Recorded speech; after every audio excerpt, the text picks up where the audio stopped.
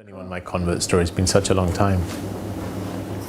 Well, I'm sure this could be the last one. I'll cook up a nice one. In the future, you can just tell. I'm about 38 years old. I was born in a Hindu Brahmin family, born in England, raised up between England and India. I embraced Islam about 23 years ago. I was 15 at the time, 15 to 16. My uncle had died in very tragic circumstances around about the age of 15. And in the Hindu tradition, the eldest son has to perform the final funeral rites. And so he only had 3 daughters. I was the son of his elder brother, and I counted as his sort of eldest son. It was very close to him. So I ended up going to Benares, which is a place in India, sometimes pronounced as Vanaras, which is a place where they perform the final rites, and where usually the body is taken, burnt, and turned into ashes, and flowed into the Ganges. So I went there, and I had to do a series of rites for my uncle. And at the final point, I even saw the ashes of his body, and I saw this along the ghat, along the area where a lot of bodies are being burnt regularly, and they turned into ashes and they literally flowed into the water. It kind of struck me that life is, at least the way we think of it, is very impermanent. And the whole idea of death as being so close was something that really, really struck me. And so from the age of about 15, I started looking into what death means in other traditions and the afterlife. And being a Hindu, I looked into my own tradition first, and the whole idea of rebirth and karma and so on was something that I was looking into. And then I started looking into other religions, Judaism, Christianity. And one of the things that I always held on to was that there's lots of different paths. All these religions are fine as long as anyone takes a religion, and they're all reaching to God at the end. Until I came across Islam, and Islam was probably the last possible religion I would have been looking at, partly because in those days, now it's probably 10 times worse, but in those days they had a bit of bad publicity, and I remember reading a couple of Reader's Digest articles, which was the book that often used to have a few things about real life events, and they'd have these real life stories, and they'd often have a bad story of somebody being forced to wear the hijab, or anyway, cut a long story short. When I started looking at Islam, what struck me was it didn't appear what it should have appeared to be.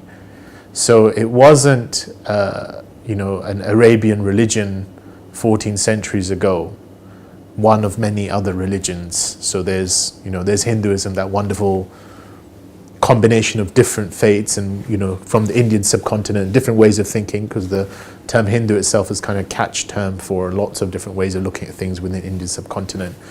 And then you had Judaism, which is kind of the people of Judea, the people of Israel, the tribe, and so on. And Christianity generally centering on the person of Christ and what happened, and the idea of his redemptive sacrifice. But Islam was kind of giving a more broader message. For starters, the Prophet Muhammad, who's, at least to my mind, seemed the founder of Islam, is not mentioned in the Quran apart from 3 times. And the Quran's got a whole chapter on Mary. Well, she's not Arab, technically, in my mind. And then there's Abraham popping up, and Noah popping up, and Jesus popping up. And what's that got to do with, Arabia at that time? And then a different narrative started emerging. So the first narrative I had was there's lots of different paths, everyone's going to God. And then a different narrative emerged, which is God is one, and the essence of his path of submitting to that oneness is one. And he has been sending different messengers to each and every nation from the beginning of time until now. And that was, Adam was the first. And that religion, for all intents and purposes, in Arabic could be called Islam, or that way could be called Islam, but that is the one path, that is the path of God. And it's broad enough to accommodate these various things. And when I struck that, it was kind of, whoa. Now this is a challenge, Because I could sit back in my comfort zone and say there's lots of different ways and we're all one big happy family and all you need is love, and all of that stuff. And, Bob Marley's one love, one life and all that stuff.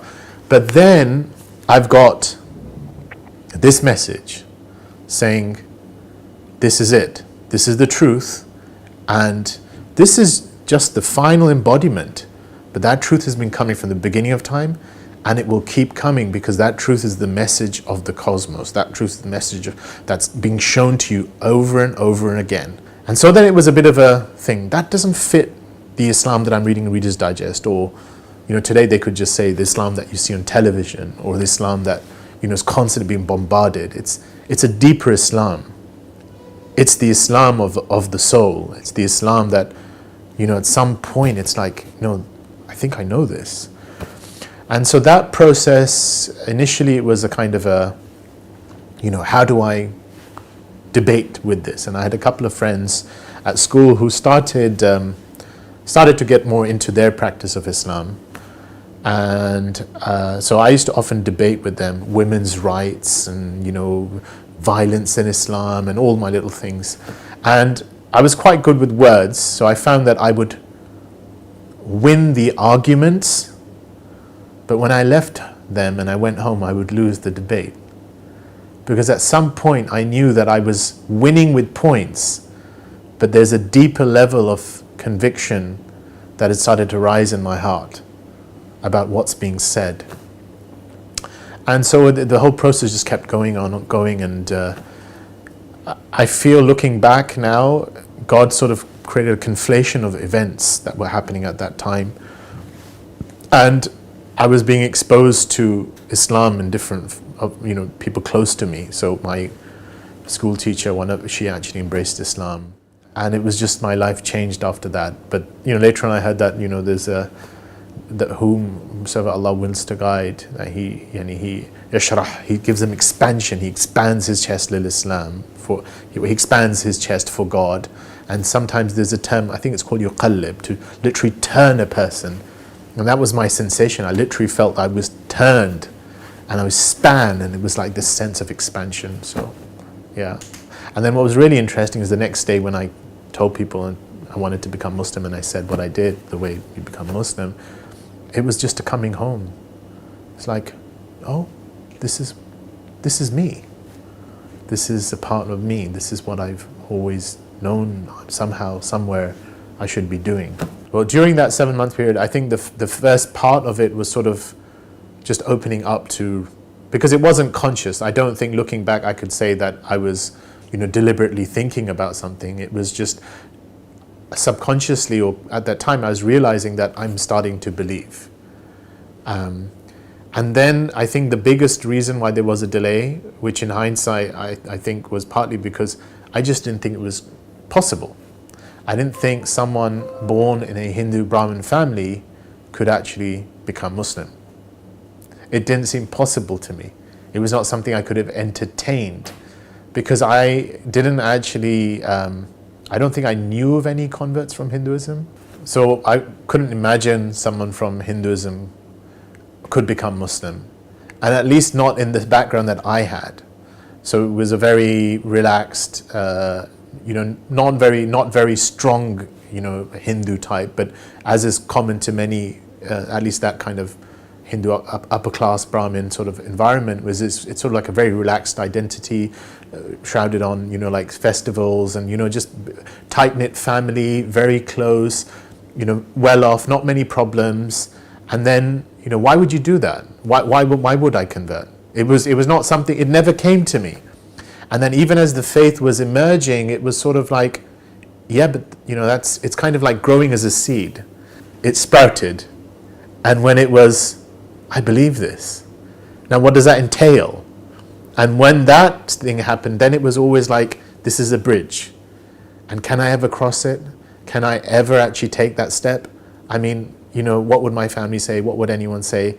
And then I think what finally pushed it over was that, God actually created an environment around me where I saw other people convert.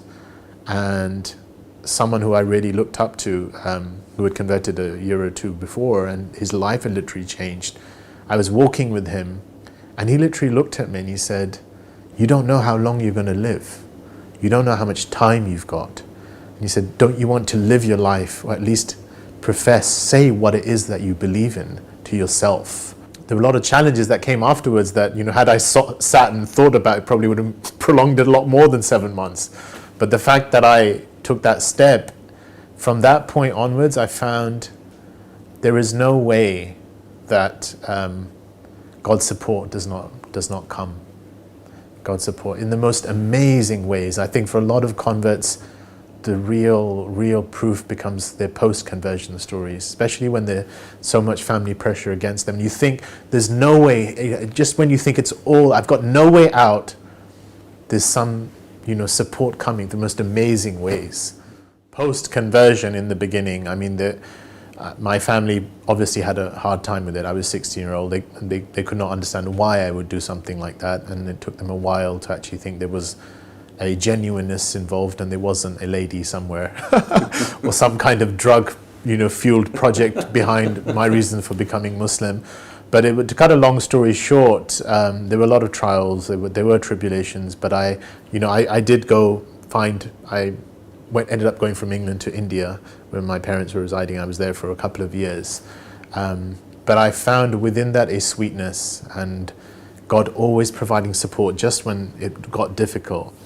And then through time, and I think this is something, if I had the chance to give advice to myself looking back and also to someone in that situation, was to take things easy, to try and embody things through their character and the core of Islam, and not feel that they always need to get their point across. Because I did feel very strongly that I really wanted to convey what it was that I knew, without realizing that sometimes your actions and your state speaks louder than your words. And so there was that kind of initial tussle. But I think as my family got to know me better, and my immediate family, and time itself has a healing, is that now, I mean, it's my immediate family really, there's a real closeness. When I go there, when I visit my parents, it's like, everything is a norm. It's a norm for me to pray there. It's my identity. My mother, refers to me sometimes by a Muslim name. I go on Friday prayers, and but there is an element of respect, and my dad is always really keen on,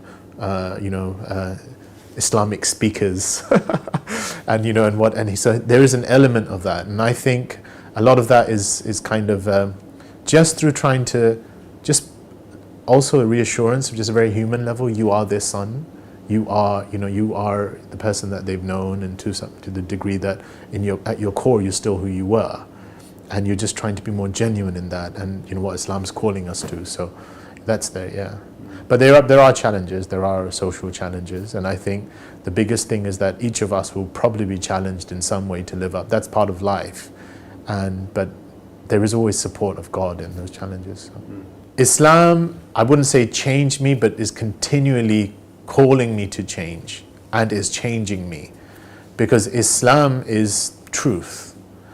And I think looking back at the age of 16 when I did decide to become Muslim, was that the first thing was, it was just liberating to know that there is a truth out there, that there is a point to life. It was so liberating, and I think most of the converts I've spoken to always say that those first few months are just exhilarating, because it's sort of like, oh, how come no one else knows about this? This is like a treasure. Right? But then, as time goes on, it's like the challenge to live up to our lives and that greatest truth. And this is the part of faith, right? Being called to, what is your greatest truth? What do you really ascribe to? But just having that guidance, just knowing that there is guidance, just knowing that there is a point, knowing was really, really, really peaceful. And I remember it was so overpowering, and it was so comforting that somewhat in my naivety as a 16-year-old, it was like, wow, it should be easy. I just tell everyone and they'll see it exactly the way I do, especially the family. And it wasn't the case, because, a lot of these things are not in our own hands.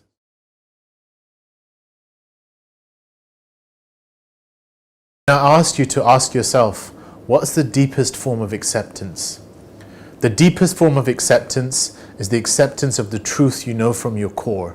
And that's what embracing Islam is. It's about being true to the core of what's asking for us to be accepted. Once you accept that, you'll find God comes in your life and makes things easier, and everything you thought that was impossible or otherwise something to be worried about will become possible, and you'll find a way out. That's my hope. Thanks.